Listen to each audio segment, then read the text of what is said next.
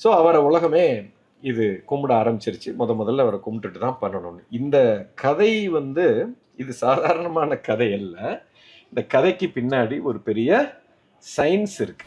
So இந்த கதைக்கு பின்னாடி இருக்கிற சயின்ஸை முதல்ல புரிஞ்சுக்கோங்க. இப்பதான் முக்கியமான விஷயம். சரியா? உலகத்துல 3 விதமான சக்திகள் இருக்குது. ஒன்று கிரியேட்டிவ் எனர்ஜி. பிரம்மா தான் ஆக்கும் கடவுள். விஷ்ணு இஸ் காக்கும் கடவுள். சிவன் வந்து என்னது?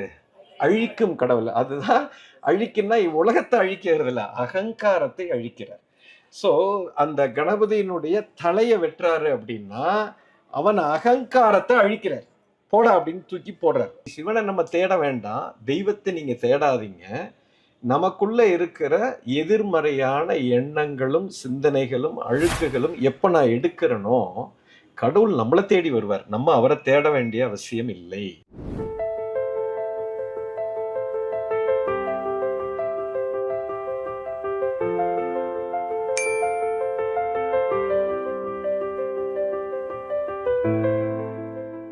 முதல்ல விநாயகர்னா யாருன்னு ஃபர்ஸ்ட் உங்களுக்கு தெரியணும். உலகத்துல கோடியில ஒருத்தர் கூட இந்த உண்மை தெரியாது. அதை பகிர்ந்துக்கணும் அப்படிங்கிறதான் அவங்க கேட்ட உடனே எனக்கு ஒரு ஆசை. இந்த விநாயகரை பத்தி ஒரு கதை உண்டு. அந்த கதை ஞாபகம் தெரியுமா இருக்காது? விநாயகரை பத்தி கதை தெரியாதா? என்ன எப்படி சொல்லிட்டீங்க? யாருக்குமே தெரியல. பார்வதி வந்து குளிச்சுக்கிட்டு இருந்தாங்க வீட்டுல. பார்வதி வீட்டுல குளிச்சுக்கிட்டு இருக்கும் போது வெளியில காவலுக்கு யாரை வச்சிருந்தாங்கன்னா சிவன். அவர் பார்வதிக்கு யாரும் அசிஸ்டன்ட் இல்லை. இப்போ இந்த பார்வதி என்ன பண்றாங்க, நான் குளிச்சுக்கிட்டு இருக்கிறேன் அப்படின்னு சொல்லி வெளியில நந்திய அங்க காவலுக்கு வச்சிருக்காங்க. சிவனுடைய வாகனம். வேற யாரும், very loyal person to lord Shiva. So வெளியில உட்கார வச்சுட்டு அவங்க குளிக்க போறான். அந்த நேரத்துல திடீர்னு சொல்லாம கொள்ளாம யார் வர்றான்னா சிவன் உள்ள வர்றார். வந்த உடனே யாரையும் உள்ள விடக்கூடாது, நான் குளிச்சு முடிக்கிற வரைக்கும் பார்வதி உத்தரவு போட்டிருக்காங்க. ஆனா வாகனம் யாரு? அவரோட விசுவாசி இல்லை. முதல்ல அவர் வந்து யாருக்கு ரிப்போர்ட் பண்றாரு? சிவனுக்கு தான் பாஸ். அதுக்கப்புறம் தான் செகண்ட் பாஸ் தான் இவங்க. ஸோ அதனால சிவனே வந்து உள்ள போகணும்னு நீ உடனே உள்ள போகணும்னு பதிலே பேசாம உள்ள விட்டுறாரு. இவங்க உள்ள போறாங்க. உள்ள போன உடனே பார்வதிக்கு பயங்கர கோவம் வந்துருது. அப்ப எனக்குன்னு உலகத்துல யாருமே இல்லையா? எனக்கு லாயலா இருக்கிறது எல்லாம் இவர் வந்து ஆளு. அதனால எனக்குன்னு ஒரு ஆளை நானே உருவாக்க போறேன் அப்படின்னு அவங்க முடிவு பண்ணி அந்த ஒரு உயிரை ஜீவனை நம்ம உருவாக்கணும்னு சொல்லி என்ன பண்றாங்க, தன் உடம்புல இருக்கக்கூடிய மஞ்சள் சந்தனத்தை எல்லாத்தையும் வச்சு அவங்களே ஒரு உயிரை உருவாக்கி ரொம்ப அதுக்கு எல்லா சக்தியையும் கொடுத்துட்றான். அந்த சக்தியை கொடுத்து அவருக்கு பேரு தான் விநாயகர்னு பேரை வச்சு, நீ தான் நில்லு, யாரையும் இனிமேட்டு உள்ளேயே விடக்கூடாது, ஏன்னா நந்தியை நம்ப முடியாது அப்படின்னு சொல்லி அவங்கள வச்சிடறான். அப்ப வச்ச உடனே இப்ப மறுபடியும் சிவன் அவர் வீடு தானே, அவர் வீட்டுக்கு உள்ள வரும்போது இவரு பாக்குறாரு, உள்ள போகக்கூடாது, அம்மா குளிச்சிட்டு இருக்கிறாங்க, நீங்க உள்ள போகக்கூடாதுன்னு. இது யாரா அது என் வீட்டுக்குள்ள வந்து என்னையே போகக்கூடாதுன்னு சொல்றதுன்னு அவருக்கு ரொம்ப கோபம் வருகிறது. நீ இப்ப என்ன வழி விட போறியா இல்லையா? இல்லைன்னா நம்ம யார் சொன்னாலும் நான் விட மாட்டேன், நீ யாரா வேணாலும் இருந்துக்கோ, எனக்கு அதை பத்தி கவலை இல்லை. எங்க வீட்டுல எங்க அம்மா எனக்கு முதலாளி அம்மா உத்தரவு போட்டிருக்காங்க, எனக்கு ஆர்டர் வந்திருக்கு, உன்னை உள்ள விட மாட்டேன் அப்படின்னு இவர் பார்த்தாரு. சரி, இந்த சின்ன பையன்கிட்ட போய் நம்ம எதுக்கு சண்டை போடணும்னு சொல்லிட்டு அவர் சிவன் தன்னுடைய படைகள் எல்லாத்தையும் அனுப்பி, முதல்ல அவனை தூக்கி ஓரமா வைப்பா, அவனை அடிச்சு போட்டு ஓரமா நவுத்து, சின்ன பயலா இருக்கான் அப்படின்னு சொல்லி தன்னுடைய படைகள் எல்லாம் அனுப்புறாரு. இந்த படைகள் எல்லாம் போய் அவர் கூட சண்டை போடுறதுக்கு போனோன்னா அவரு எல்லாத்தையும் அடிச்சு துவம்சம் பண்ணிடுறாரு. யாரும் இந்த சின்ன பையன். ஏன்னா சக்தி இல்லையா, சக்தியோட அவதாரம் இல்லை. ஸோ எனர்ஜி எல்லாம் அங்கிருந்து வந்திருக்கு. சிவன் கொஞ்சம் மிரண்டுட்டாரு. என்னடா அவன் நம்ம படையில அத்தனைத்தையும் துவம்சம் பண்ணிட்டாரு, இப்பேற்பட்ட ஒரு ஆளை என்ன பண்றதுன்னு தெரியாம இப்ப உள்ள போகணுமே, இவனும் விட மாட்டேங்கிறானே அப்படின்னு சொல்லி அவரே வந்துட்டாரு. சரி, இவனை நானே நேரடியா சந்திக்கலாம் அப்படின்னு சொல்லி அங்க வந்து பார்த்துட்டு, என்னடா உள்ள விட மாட்டேன்னோன்னா அவருக்கு சிவனுக்கு ரொம்ப கோபம் வந்து கத்தி எடுத்து தலையை வெட்டிடுறாரு. சிவனை எதுக்க முடியாது இல்லையா? தலையை வெட்டினா தலை கலண்டு போய் விழுந்துருது. பையன் கீழே விழுந்துட்டான். இவர் உள்ள போறாரு. உள்ள போனோன்னா பார்வதிக்கு கடும் கோபம். எப்படி நீங்க வந்து நான் வச்ச ஒருத்தரை நீங்க எப்படி இப்படி பண்ணலான்னு சொல்லிட்டு பார்வதி வந்து காளி அவதாரத்தை எடுக்கிறான். பயங்கர அவதாரம் எடுத்து ருத்ர தாண்டவாடி இந்த உலகத்தையே நான் அழிக்க போறேன்னு சொல்லி கிளம்பிட்டான். கிளம்பின உடனே தேவலோகத்துல பெரிய பிரச்சனை ஆகி போச்சு. இந்திரன் ஒரு பக்கம், பிரம்மா ஒரு பக்கம், அவர் தானே படைத்தவர் எல்லாத்தையும். அதெல்லாம் டென்ஷன் ஆகி என்னப்பா அது பெரிய பிரச்சனை ஆயிடுச்சு, உலகமே அழிஞ்சு போயிடும் போல தெரியும், இந்த சக்தி நினைச்சா ஒன்றும் பண்ண முடியாது, யாரும் ஒன்றும் நிறுத்த முடியாது. போய் சிவனிடத்துல போய் வெளியிடுறாங்க, என்ன இந்த மாதிரி பெரிய பிரச்சனை ஆயிடுச்சு, இதை எப்படியாவது காப்பாற்றணுமே இந்த பூலோகத்தை அப்படின்னோடனே சிவனுக்கு அப்பதான் புரியுது, ஐயோ பெரிய பிரச்சனையில மாட்டிட்டோம், இப்போ என்ன பண்றது அப்படின்ட்டு. சரி அந்த அம்மா கிட்டே போய் ஒரு சொல்யூஷனை கேளுங்க அப்படின்னு சொல்லி பார்வதிட்ட அனுப்புறாங்க. உடனே பார்வதி என்ன பண்றாங்க, இந்த கோவத்திலேருந்து என்னை நீங்க எனக்கு நான் எப்போ அடங்குவேன் அப்படின்னு சொன்னா எனக்கு 2 உத்தரவாதம் கொடுக்கணும். ஒன்று வந்து இறந்த பையனை நீங்க முதல்ல உயிர்ப்பிக்கணும், ஒன்று அவனுக்கு உயிரை திரும்ப கொடுக்கணும், அவனுக்கு உயிர் கொடுத்தாதான் நான் வந்து அடங்குவேன், இல்லைன்னா இதை அழிச்சிட்டு தான் நான் சும்மா இருப்பேன். இது நம்பர் 1. நம்பர் 2, உலகத்துல இருக்கக்கூடிய அத்தனை கணங்களும் அப்படின்னா அத்தனை ஜீவராசிகளும், இந்த பிரபஞ்சத்தில் இருக்கக்கூடிய அத்தனை ஜீவராசிகளையும் எந்த தெய்வத்தை கும்பிடுறதுக்கு முன்னாடி முதல்ல என் பையனை ஃபர்ஸ்ட் கும்பிட்டுட்டு தான் அடுத்து அவங்கள கும்பிடணும். அப்படி அது இந்த 2க்கும் நீங்க ஒத்துக்கிட்டா மட்டும்தான் நான் அடங்குவேன், இல்லைன்னா இதை அழிச்சிட்டு தான் நிற்பேன் அப்படின்னு சொன்ன உடனே சிவன் பார்க்குறாரு, சரிம்மா நீ சொன்னதை நான் ஏற்றுக்கிறேன், கரெக்டு தான், இவ சாதாரணமான ஆள் இல்லை, அந்த மாதிரி பண்ணிடுவோன்னு சொல்லி பிரம்மாவுக்கு உத்தரவு போடுறாரு. அவனுக்கு உயிர் கொடுக்கணும்னா தலை போயிடுச்சே, அப்போ நீ போப்பா காட்டில் போயிட்டு முதல்ல யாரை பார்க்குறியோ, உன் கண்ணில் யார் உன் கண்ணில் படுறாங்களோ அந்த தலையை நீ கொண்டு வா, இவருக்கு வச்சு உயிரை கொடுத்துருவோம் அப்படின்ட்டு. அப்போ அவர் நடந்து போகும்போது ஒரு அற்புதமான ஒரு யானையை பார்க்குறாங்க, ரொம்ப சக்தி வாய்ந்த ஒரு யானையை பார்த்த உடனே அதோட தலையை எடுத்துகிட்டு வந்துடுறாங்க. எடுத்துகிட்டு வந்து சிவனிடத்தில் கொடுத்து சிவன் என்ன பண்ணுறாரு, அவருக்கு அந்த தலையை வச்சுட்டாரு. வச்ச உடனே அவர் யானை முகம் வந்துருச்சு, உயிர் வந்துருச்சு, உன்னை தான் கும்பிடணும்னு சொல்லி விநாயகர் உருவான கதை. ஸோ வந்து பார்வதிக்கு ரொம்ப சந்தோஷம், அப்பாடா அப்படின்ட்டு.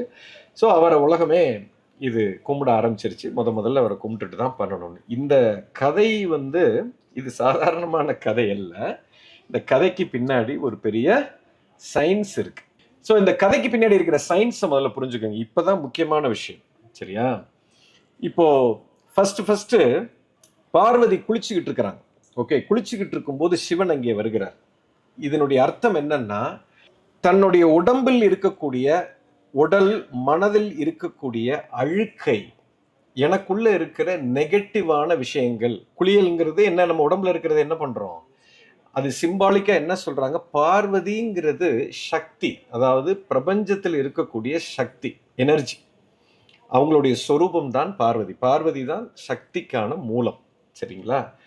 ஸோ அவங்க வந்து அதுதான் ஃபர்ஸ்ட் தெரிஞ்சுக்க வேண்டிய விஷயம். அடுத்தது, அவங்க குளிக்கும் போது சிவன் உள்ள வராருன்னா என்ன அர்த்தம்னா, என் உடம்பில் என் மனதில் இருக்கக்கூடிய அத்தனை அழுக்குகளும், உடல்ல இருக்கக்கூடிய அழுக்கு மட்டும் இல்லை, மனசுல இருக்கக்கூடிய அழுக்குகளும் கர்ம வினைகளையும், குளிக்கிறதுனா அதெல்லாம் வெளியில எப்போ போகுதோ இப்போ சொல்லாமலே சக்தி உங்களுக்கு வந்துடும், கடவுள் உங்களுக்கு முன்னாடி வந்து நிற்பார்.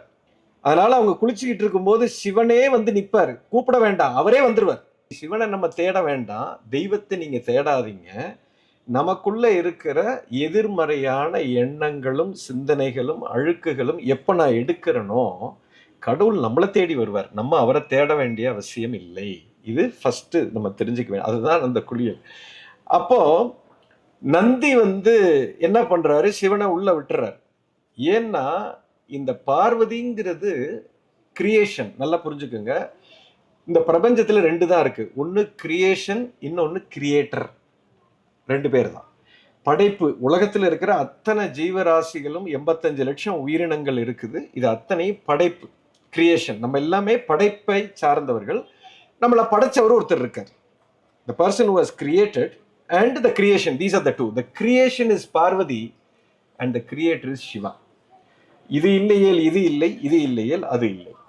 அப்போ இந்த கிரியேஷனை பாதுகாக்கிறது நந்தியோட வேலை. ஆனா கிரியேட்டரே வந்தா அப்புறம் மாட்டேன்னு சொல்ல முடியாது. ஸோ கிரியேஷனை விட ரொம்ப சிறந்தது எதுன்னா கிரியேட்டர். அதனால கிரியேட்டர் தான் எனக்கு ரொம்ப கிரியேஷன் எனக்கு வேணும், பட் அதுதான் ரொம்ப முக்கியம் அப்படின்னு எந்த ஒரு மனிதன், ஒரு சராசரி மனிதன் ஒரு குருவையோ அல்லது ஒரு உயர்ந்த நிலைக்கு போகணும்னு நினைக்கிறவன் கிரியேட்டரை எப்போ முதன்மையா வைக்கிறானோ அவன் தான் உண்மையான டிவோட்டி அப்படின்னு சொல்றதுக்காகத்தான் நந்தியோட அந்த செயல் குறிப்பிடப்பட்டிருக்கு. சரி, இப்ப நந்தி போயிட்டாரு. இப்போ கணேசர் அங்க வர்றாரு. அவர் வந்து என்னன்னா he is made out of creation. நல்லா புரிஞ்சுக்கணும். ஏன் கணபதி ரொம்ப முக்கியம்னா, அவரு வந்து அவங்க உடம்புல இருக்கக்கூடிய அந்த மஞ்சள் சந்தனத்துல தடவின ஒரு இதுல இருந்து மண்ணினால் ஆக்கப்பட்டது. மண்ணுங்கிறது வேற ஒண்ணும் இல்ல, பார்வதி தான் மண். இந்த பூமிங்கிறதே பெண் சக்தி தான், பெண்ணு தான் சக்தி. அதனாலதான் பூமி தாய்ன்னு சொல்றோம், பூமி தந்தைன்னு சொல்றது இல்ல. எஸ், தாய் நாடுன்னு சொல்றோம், தந்தை நாடுன்னு சொல்றோமா? எப்பவுமே எல்லாமே ஃபெமினைன் எனர்ஜி. ஃபெமினைன்னாலே படைப்புன்னு அர்த்தம். ஒரு பெண்ணு தான் நம்மள ஒரு பெண்ணோட வயிற்றுல தான் நம்ம பிறந்திருக்கோம். ஸோ இந்த அண்ட சராசரத்தில் இருக்கக்கூடிய அத்தனை உயிரினங்களும் பெண்ணிலிருந்து தான் வந்திருக்கு. ஸோ பெண்ணுனாலே கிரியேஷன் அர்த்தம். அப்போ கிரியேஷனுக்கெல்லாம் அதிபதி யாருன்னா கணபதி. அதனால தான் அந்த மஞ்சளும் குங்குமத்தை வச்சு அவங்கள உருவாக்கி வச்சிருக்கிற ஒரு சக்தி. இப்போ அது வந்து படைப்பை பூரா பாதுகாக்குது. படைத்தவன் இல்லை, படைப்பை பாதுகாத்து கொண்டு இருக்குது. அந்த மாதிரி நேரத்தில் இப்போ படைத்தவன் வருகிறான். வந்த உடனே இந்த படைப்பு வந்து எதிர்த்துட்டு நிற்கிது. ஏன் எதிர்த்துட்டு நிற்கிது அப்படின்னா, நம்ம எல்லாருமே நம்ம படைப்பில் சிக்கி இருக்கிறோம். ஒரு பெரிய அகங்காரம் இருக்கு. என்னுடையது, இது என்னுடைய வீடு, என் மனைவி, என் குழந்தை, என்னுடைய பிஸ்னஸ் அப்படின்னு நான் நமக்கு சொந்தம் கொண்டாடுறோம் இல்லையா? இது வந்து ஒரு அகங்காரம். நான் அவனை விட பெருசு, நான் அவனை விட பணக்காரன், நான் அவனை விட பெரிய ஆளு, நான் ரொம்ப உயர்ந்தவன் அப்படின்னு நமக்கு சொல்லும்போது நமக்குள்ள அகங்காரம் வந்து விடுகிறது.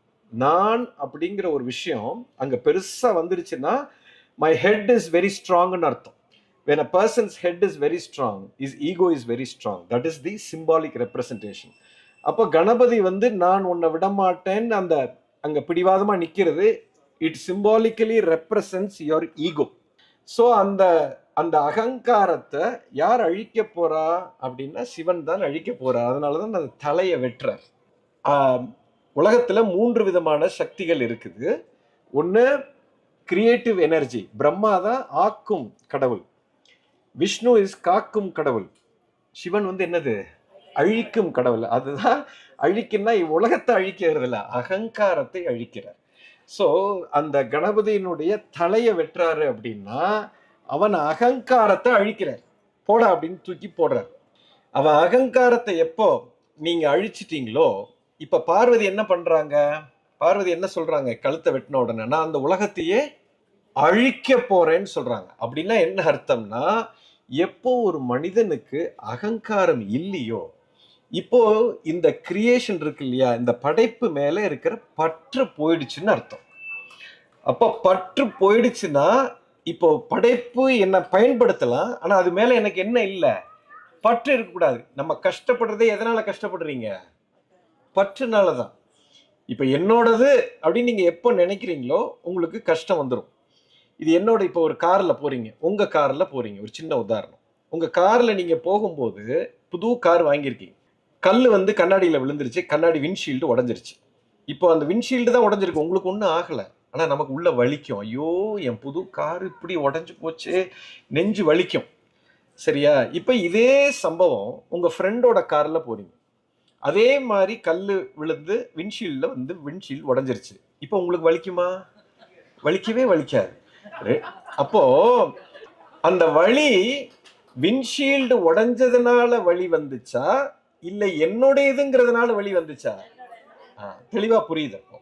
அப்போ எப்போ எனக்கு என்னுடையது அப்படின்னு நீங்க எப்போ கையில பிடிச்சிட்டீங்களோ, இப்போ உங்களுக்கு வலி உறுதி. இதுதான் கர்ம வினை என்று சொல்கிறோம்.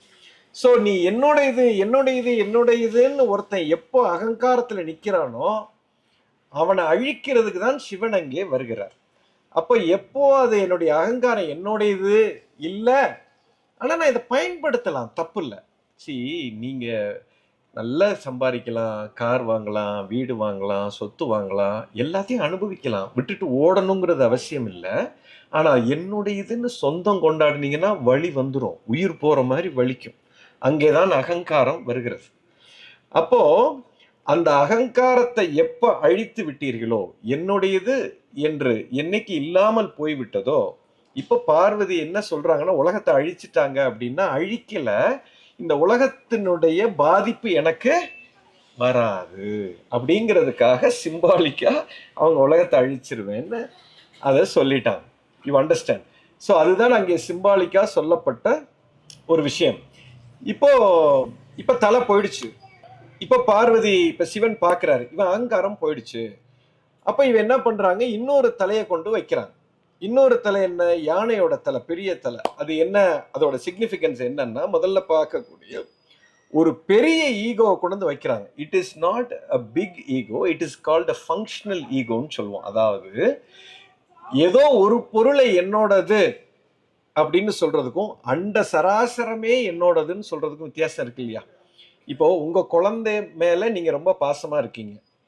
அந்த குழந்தை நல்லா இருக்கணும்னு நம்ம நினைக்கிறோம். நம்ம குழந்தை நல்லா இருக்கணும், நம்ம குழந்தை நல்ல செல்வாக்கா இருக்கணும், நம்ம குழந்தைங்க நல்லா படிக்கணும், நீடூடி வாழணும், அதுக்கு நோய் நொடி வரக்கூடாதுன்னு நமக்கு ஆசை இருக்கும். இருக்குமா இல்லையா? Yes sir. ஆனா அடுத்தவங்க குழந்தைய பத்தி நம்ம கவலையே கிடையாது, ஊரை பத்தி நம்ம கவலைப்படலை. ஆனா இப்போ உலகமே என்னுடையது அப்படின்னு சொல்லிட்டோம்னா அதுவும் ஒண்ணுதான், எதுவுமே என்னோடது இல்லைன்னு சொல்றது ஒண்ணுதான். Zero and infinity, they both are one and the same. கரெக்டா? இப்ப உலகமே என்னோடது, எல்லா குழந்தையும் என் குழந்தை தான் அப்படின்னா என்னுடைய அன்பு எல்லா குழந்தைங்க மேலேயும் போயிடுது. அந்த மாதிரி ஒரு அகங்காரத்தை தான் விநாயகருக்கு வைக்கிறார். விநாயகர் கணபதி அப்படின்னா கணங்களுக்கெல்லாம் அதிபதி. அதாவது கிரியேஷன்ல இருக்கக்கூடிய அத்தனை உயிரினங்களும் நான் தான், எனக்கு அது மேல உயிரா வச்சிருக்கேன், அதுங்களுக்கெல்லாம் நான் தான் ராஜா. எந்த உயிரும் என்னை நீங்க கும்பிட்டீங்கன்னா உலகத்துல இருக்கிற அத்தனை ஜீவ ராசிகளையும் கும்பிட்டதுக்கு சமானம். எல்லா உயிர்களும் உண்மையில அன்பாக இருக்கும், ஏன்னா நீ என் மேல அன்பா இருக்கிற. அப்படின்னா என்ன அர்த்தம்னா, உலகத்துல இருக்கிற அத்தனை ஜீவராசிகள் கூடயும் நான் எப்படி இருக்கணும்? அன்பாக இருக்கணும். இப்ப ஏன் ஒரு குழந்தை மட்டும் நான் அன்பா வச்சிருந்தேன்னா எனக்கு வலிக்கும். அந்த குழந்தைக்கு ஏதாவது ஒன்று ஆச்சுன்னா நமக்கு நெஞ்சு வலிக்கும். உலகத்துல இருக்கிற 850 கோடி மக்களும் என் குழந்தைன்னு ஆயிடுச்சுன்னா இன்னைக்கு ஒரு 1000 குழந்தை சாகும், நாளைக்கு இன்னொரு 1000 குழந்தை பிறக்கும். நமக்கு ஏதாவது பாதிப்பு இருக்குமா? இருக்கவே இருக்காது. ஸோ எந்த ஒரு பாகுபாடும் இல்லை. ஸோ கணபதிய நீங்க கும்பிடுறது அப்படின்னா உலகத்துல இருக்கிற அத்தனை ஜீவராசிகளையும் நான் நேசிக்கிறேன்னு சொல்றீங்க. எப்போ அது மாதிரி உங்களுக்கு ஒரு உணர்வு வந்துருச்சோ இப்போ உங்களுக்கு எதிர்ப்பே இருக்காது. யாராவது உங்களை எதிர்க்க முடியுமா? உங்களை யாராவது தடை செய்ய முடியுமா? இப்ப உங்களுக்கு ஒரு பிரச்சனை வருது, உங்களுக்கு ஏதோ பெரிய ப்ராப்ளம், போலீஸ்ல உங்களை பிடிச்சிட்டு போய் ஜெயிலில் போட்டாங்க. இப்போ உங்களுக்கு பிரச்சனை வந்தோடனே உங்களை காப்பாத்துறதுக்கு யார் வருவா? ஃபர்ஸ்ட் யார் வருவா? ஏதோ ஒரு ஃபேமிலி வரும், இல்லை க்ளோஸ் ஃப்ரெண்ட்ஸ் வருவாங்க, ஒரு 4 பேர் வருவாங்க. இந்த ஃபேமிலியும் இந்த 4 ஃப்ரெண்ட்ஸும் வர்றாங்க இல்லையா? இவங்க ஏன் வர்றாங்க தெரியுமா? ஏன் இந்த 4 பேர் உங்க ஃபேமிலி வர்றாங்கன்னா, இவங்களை நீங்க அன்பு வச்சிருந்தீங்க. இந்த 4 பேர் வந்தாங்களே உங்களை காப்பாத்துறதுக்கு, அவங்க மேல நீங்க ரொம்ப அன்பா இருந்தீங்க. யாருக்கிட்ட நீங்க அன்பா இருக்கிறீங்களோ அந்த சக்தி தான் உங்களுக்கு எந்த பிரச்சனை வந்தாலும் காப்பாத்துங்கிறது தான் அங்க இருக்கக்கூடிய மிகப்பெரிய உண்மை. இப்ப உலகத்துல இருக்கிற அத்தனை ஜீவராசிகள் கிட்டையும் நீங்க அன்பா இருந்தீங்கன்னா உங்களுக்கு ஒரு பிரச்சனைனா உலகமே சப்போர்ட் பண்ணும், உலகமே நிற்கும். அப்ப யாருமே உங்களுக்கு எதிராக இருக்க மாட்டாங்க. ஸோ விநாயகர் அத்தனை உயிர்களுக்கும் அவர் தான் அதிபதி. ஏன்னா கிரியேஷனுக்கு அவர் தான் கிங்கு. ஸோ அவரை நான் வணங்குறேன் அப்படின்னா உலகத்தில் இருக்கிற அத்தனை ஜீவராசி, ஈவன் புழு பூச்சிகளை கூட நான் வணங்குறேன்னு அர்த்தம். ஏன்னா நம்ம வாழ்க்கை நல்லா இருக்கணும்னா புழு பூச்சிகளும் நல்லா இருக்கணும். Yes sir. இப்போ உங்க குழந்தை நல்லா இருக்கணும்னு நினைக்கிறோம். இப்போ என் குழந்தை நல்லா ஆரோக்கியமா இருக்கணும்னா அவனுக்கு நான் ஆரோக்கியமான சாப்பாடு கொடுக்கணுமா? உலகத்துல பெஸ்ட் ஃபுட் அவனுக்கு கொடுக்கணுமா வேண்டாமா? அப்போ பெஸ்ட் ஃபுட்டை, இப்போ என் குழந்தைய நான் நேசிக்கிறேன், அவனுக்கு நான் ஆரோக்கியமான உணவு கொடுக்கணும், வேர்ல்டுலேயே பெஸ்ட் ஃபுட்டை அவனுக்கு கொடுக்கணும்னா இப்போ அவனுக்கு கொடுக்கக்கூடிய உணவை நான் நேசிக்கணும். அவனுக்கு கொடுக்கக்கூடிய அரிசி வகைகள், பருப்புகள், தாவரங்கள், இது அத்தனை மேலேயும் நான் நேசிக்கணும், அதை நான் காதலிக்கணும். அப்போதான் நான் பெஸ்ட் ஃபுட்டை நான் கிரியேட் பண்ண முடியும், என் குழந்தைக்கு கொடுக்க முடியும். சரி, இந்த தாவரங்கள், இந்த காய்கறிகளை நான் காதலிக்கணும்னா அது விளையக்கூடிய மரம் செடி கொடிகளை நான் காதலிக்கணுமா வேண்டாமா? அதை நான் பாதுகாக்கணுமா வேண்டாமா? அதை நான் பாதுகாத்தாதான் எனக்கு நல்ல குவாலிட்டி விளைச்சல் வரும், தாவரங்கள் நல்லா இருக்கும், அதை நான் என் குழந்தைக்கு கொடுக்க முடியும். ஏன்னா என் குழந்தை ஆரோக்கியமா இருக்கணும். ஏன்? என் குழந்தை மேல நான் உசிரியே வச்சிருக்கேன். இப்போ இந்த மரம் செடி கொடிகளை நான் காதலிக்கணும் அப்படின்னா அது விளையக்கூடிய மண்ணை நான் காதலிக்கணுமா வேண்டாமா? அப்ப நான் மண்ணை காப்பாத்தி ஆகணுமா வேண்டாமா? மண்ணை நான் காப்பாத்தாம விட்டுட்டேன்னா அதுல விளையக்கூடிய பொருள் எல்லாமே அழிஞ்சு போயிடும். அதுல இருந்து வரக்கூடிய தாவரங்கள் விளையக்கூடிய பொருள் வந்து தரம் இருக்காது. அதை நான் என் பிள்ளை கொடுத்தேன்னா என் பிள்ளை செத்து போயிடுவான். அப்ப என் பிள்ளைய நேசிக்கணும்னா காய்கறிகளை நேசிக்கணும், தாவரங்களை நேசிக்கணும், மரம் செடி கொடிகளை நான் உயிருக்குயிரா நேசிக்கணும், அது விளையக்கூடிய மண்ணை நேசிக்கணும். அப்ப மண்ணை நேசிக்கணும்னா மண்ணை வந்து மாசுபடுத்துறதுக்கு விடக்கூடாது, அது அழுக்காகிறதுக்கு நான் விடக்கூடாது, அது கெட்டு போறதுக்கு நான் அனுமதிக்க கூடாது. இப்ப மண்ணை நான் நேசிக்கணும்னா மண்ணுக்கு அடியில் இருக்கிற அத்தனை ஜீவராசிகளையும் நான் காப்பாத்தி ஆகணும். இந்த மண்ணு எப்ப தரமா இருக்கும்? மண்ணுக்கு கீழே இருக்கக்கூடிய இப்போ ஒரு புழு இருக்குங்க, நிறைய புழு பூச்சிகள் மண்ணுக்கு அடியில இருக்கு. ஒரு புழுவுடைய இனம் கம்ப்ளீட்டா செத்து போயிடுச்சுன்னு வச்சுக்கோ. மண்ணுக்குள்ள கீழே இருக்கிற ஒரு புழுவுடைய இனம் கம்ப்ளீட்டா செத்து போச்சு. அப்போ மண் என்ன ஆகும்? தன் தரத்தை இழந்து விடும். மண் தன் தரத்தை இழந்து போச்சுன்னா அதுல விளையக்கூடிய பொருள் தரம் இருக்காது. அப்போ அதிலிருந்து விளையக்கூடிய காய் கனிகளை நான் என் பிள்ளைகளுக்கு கொடுத்தேன் என்று சொன்னால் அவன் செத்து போயிடுவான். அப்ப நான் என் பிள்ளைய காதலிச்சு என் பிள்ளைய நான் காப்பாற்றணும்னா தாவரங்களை காப்பாற்றணும், மரம் செடி கொடிகளை காப்பாற்றணும், மண்ணை காப்பாற்றணும், மண்ணுக்கு அடியில் இருக்கிற ஒவ்வொரு ஜீவராசியும் நான் காப்பாற்றி ஆக வேண்டும். இந்த மண்ணுக்கு உரமாக இருக்கக்கூடிய அத்தனை விஷயங்களை காப்பாற்றணும், மழையை நான் காப்பாற்றணும், அதை நான் நேசிக்கணும், சூரியனை நேசிக்கணும், அண்ட சராசரத்தையே நான் நேசிச்சா மட்டும்தான் என் பிள்ளைய நான் என்ன பண்ண முடியும்? காப்பாற்றவே முடியும். அப்ப நான் என் குடும்பத்தை மட்டும் பார்ப்பேன், என் குடும்பம் பிள்ளைங்களை மட்டும் நான் பார்த்துப்பேன், ஊர் எக்கேடு கெட்டு போனாலும் எனக்கு கவலை இல்லை அப்படின்னு ஒருத்தர் சொல்றான்னா இன்டைரக்டா நீயும் அழிஞ்சு போக போற. ஸோ உலகம் அத்தனையும் என்னுடைய பிள்ளைகளாக பார்க்கணும். என் குழந்தைய நான் எப்படி அன்பாக இருக்கிறேனோ அதே அன்பு அதே உணர்வு எனக்குள்ள வரணும் அப்படிங்கிறத உணர்த்துறது தான் கணபதி. கணபதி என்றவர் அத்தனை கணங்களுக்கும் அதிபதி. உலகத்தில் இருக்கிற அத்தனை ஜீவராசிகளுக்குள்ளேயும் அவர் இருக்கிறார். ஸோ அவர் ஒருத்தர் மேல நான் அன்பா வைக்கிறதுங்கிறது இந்த அண்ட சராசரத்தையே நான் நேசிக்கிற மாதிரி கிரியேஷன். ஸோ ஒவ்வொரு கிரியேஷன்லையும் அந்த டிவைன் உட்கார்ந்து இருக்கு அப்படிங்கிறத நான் பார்க்க ஆரம்பிச்சிட்டேன்னா எல்லாத்தையும் நான் நேசிக்க ஆரம்பிச்சிருவேன். உலகத்துல இருக்கிற அத்தனையும் எனக்குள்ள அன்பு வந்துடும். ஸோ என் ஒரு குழந்தை மேல நான் அன்பா இருந்தாலே எனக்கு இவ்வளவு சந்தோஷம் இருக்கு அப்படின்னா உலகத்துல இருக்கிற அத்தனை உயிரினங்களையும் நான் அன்பா இருந்தா என்னுடைய சந்தோஷம் எப்படி இருக்கும், ஆனந்தம் எப்படி இருக்கும்? இந்த மாதிரி ஒரு அன்பு எனக்குள்ள வந்துருச்சு, பொறுப்பு வந்துருச்சு, உலகத்துல இருக்கிற அத்தனை உயிர்களையும் நான் காப்பாற்றணும்னு எனக்குள்ள அந்த பொறுப்பு வந்துருச்சு, அன்பு வந்துருச்சுன்னா இப்போ சிவனே உள்ள வந்துட்டாருன்னு அர்த்தம். அதைத்தான் அன்பே சிவம் என்று சொல்கிறார், வேற ஒன்றுமல்ல. அப்புறம்தான் சிவன் உள்ள வர்றார். ஸோ திஸ் இஸ் கணபதி என்று சொல்வது அத்தனை கணங்களுக்கும் அதிபதி.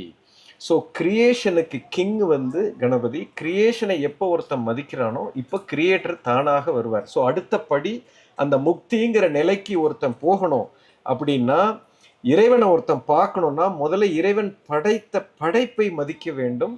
அவர் உருவாக்குன இந்த உலகத்தை நான் மதிக்கணுங்கிறதா கணபதியை கும்பிடுறதுக்கு உண்டான the science behind worshipping Ganesha is worshipping the creation.